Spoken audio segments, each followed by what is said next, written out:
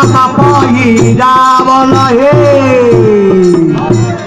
লাগাবল দুলাহা জামা পহিরাবল হে হাওয়াল বাকা ললপুর সে ভাগল হে হাওয়াল বাকা লল ऐसा सूखा आखिया में अनप का छावला है आखिया में अनप का छावला है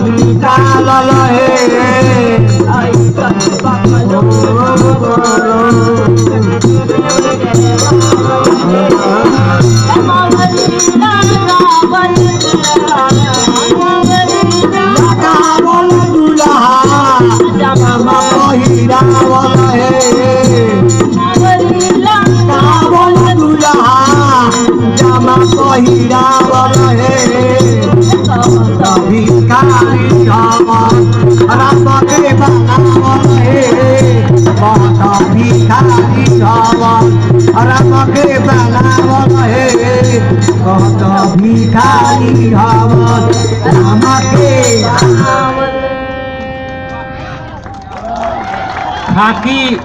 खाकी पैंट पहनावल बीसी एकेडमिक काउंसिल से भगावल बीसी के संदर्भ में इस गाने को लिया जाए। और लास्ट गीत दमादम मस्त कलंदर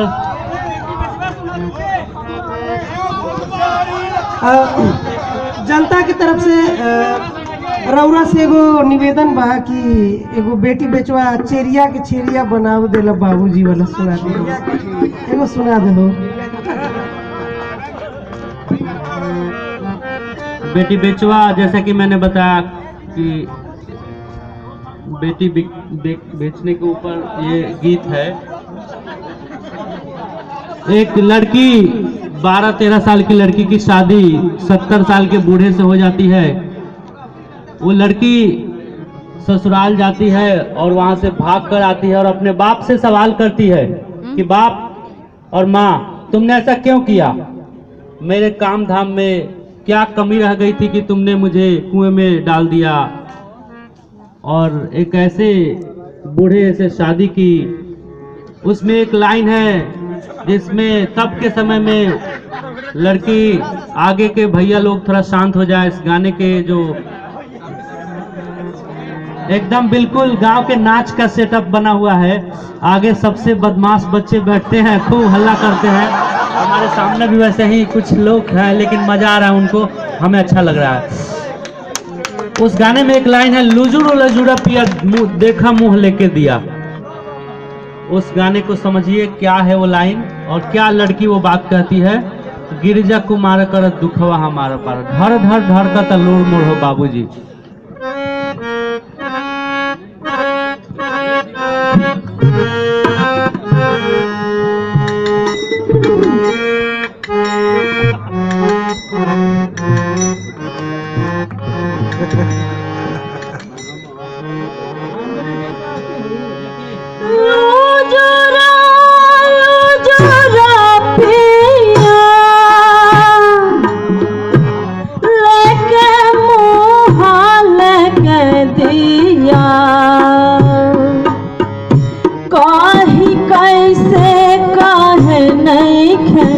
आवत हो बाबूजी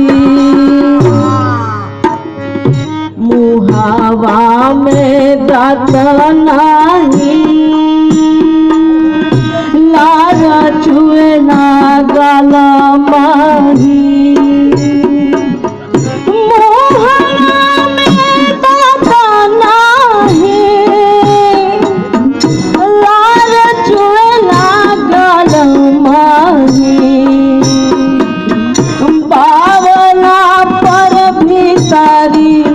सलंदर हो बाबूजी।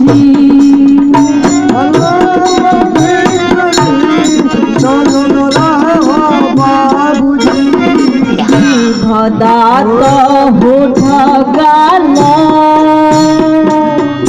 पान से भइल बालाल जीभ दात होठ गाल पान से भइल बालाल अकाल लेखा लागत बा सुरतिया हो बाबूजी